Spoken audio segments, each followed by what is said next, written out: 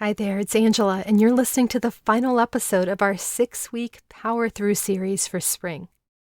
The encouragement I want to offer you today centers on how to power through with release of regrets.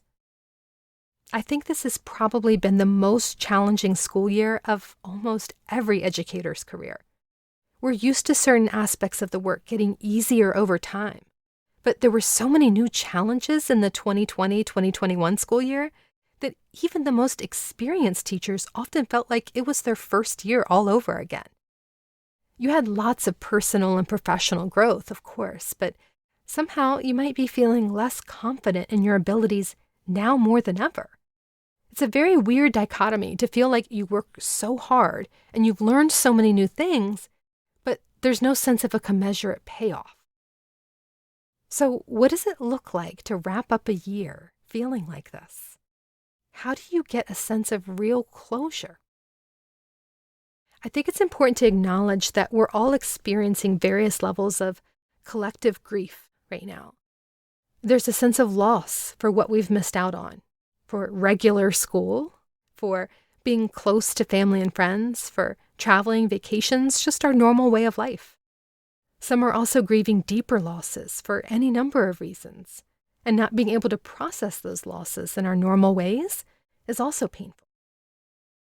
The thing about grief is that we each experience it differently. And there are many different phases and types of grief that people might cycle through.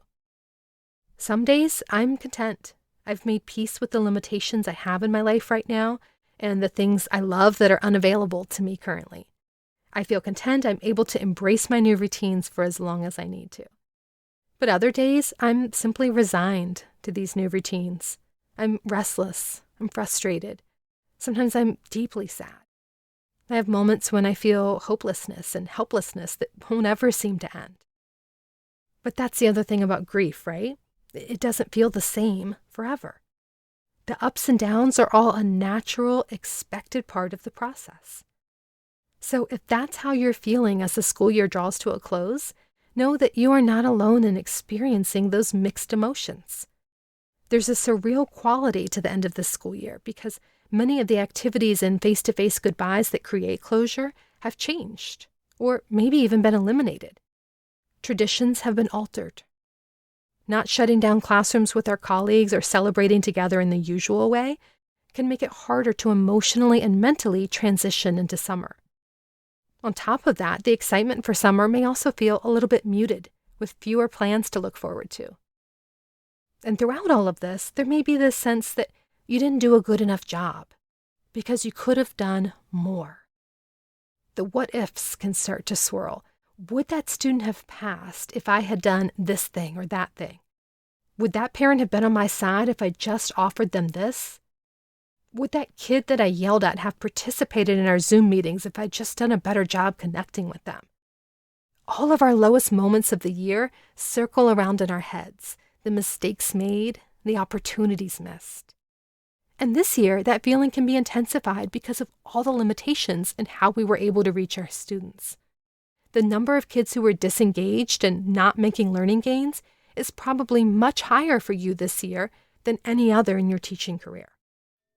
My encouragement to you is to avoid dwelling on the losses. Don't focus on the things you could have done or wish had been done differently. Don't torture yourself by imagining how much better everything would have been if only certain conditions had been different. Your students' learning gains this school year are not an accurate measure of your abilities or theirs. Their learning or lack thereof is not reflective of your worth or theirs. You've been teaching through a crisis. And if you're listening to this, that means you've made it this far. And that's worth something. It's worth a lot, in fact. I hope you will look back on this school year as a test of resilience and fortitude that you have passed. You did it. You got through the sudden and unexpected transition from the style of teaching you're used to and fully immersed yourself in something completely different and nowhere near ideal for you or your students. You faced limitations and setbacks and confusion with the best you were able to give at the time. And now you will face the end of the school year with that same strong, determined attitude. This is a time for patience and flexibility. It's a chance to learn to be soft-hearted toward ourselves and others when our basic instincts want to flare into anger and indignation at having to deal with problems that we never thought we were signing up for. This is a time for going inward, to stop looking for validation from outside sources, to stop seeking out other people's approval, and make peace within ourselves. It's a time to let go of regrets and that could have, should have anxiety. Forgive yourself for the mistakes you made. Open yourself up to repairing the harm done via honest conversations and apologies where needed. Make peace in every way with what's already done, so you can have a fresh start moving forward. Give grace to yourself and everyone around you. This is a time for more humility and patience and understanding than ever before.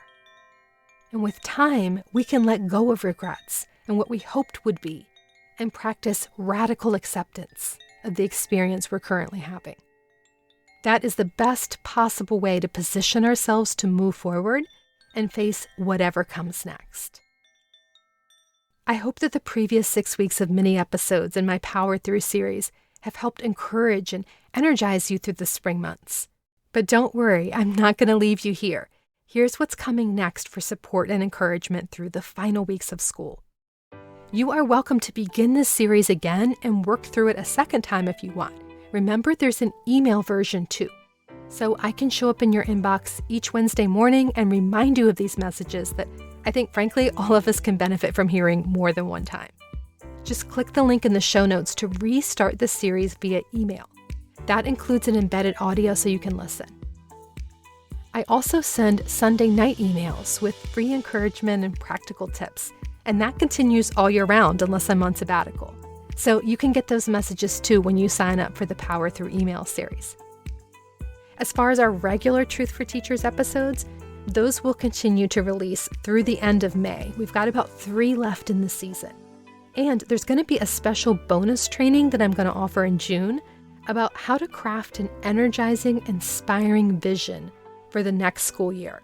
I want to really counter this lost year of learning narrative that so many folks outside of education are pushing right now. So this training that I offer in June is going to help you resist the pressure to catch kids up and approach the 2021-2022 school year from a strength-based rather than deficit-based lens. So lots of good stuff coming in the podcast soon. You can also connect with me regularly on Twitter or Facebook or Instagram.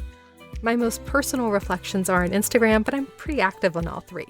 Just search for Angela Watson and you'll find me. And finally, the 40-Hour Teacher Workweek program will be open to new members from June 15th to July 15th. If you want a full year's worth of ongoing support, encouragement, and practical resources for streamlining your workload, 40-Hour is the place to get the most comprehensive thing that I have. Our community focuses on professional development and personal development, so you don't have to navigate any aspect of the new school year on your own. So thank you for listening to this, thank you for supporting me, and thanks for supporting my work. Please know that each time you listen to one of my podcasts, or visit my website, or open my emails, or engage with me on social media, even if you just tell a fellow educator about my resources, that is so appreciated. I have chosen this work because I want my ideas to make a difference for teachers and kids, and it is an honor to have your time and attention. Know that I am proud of you, and you should be proud of yourself, because you did it. You've powered through, and you are almost at the finish line for the school year. Thanks for taking this journey with me. More great stuff is yet to come.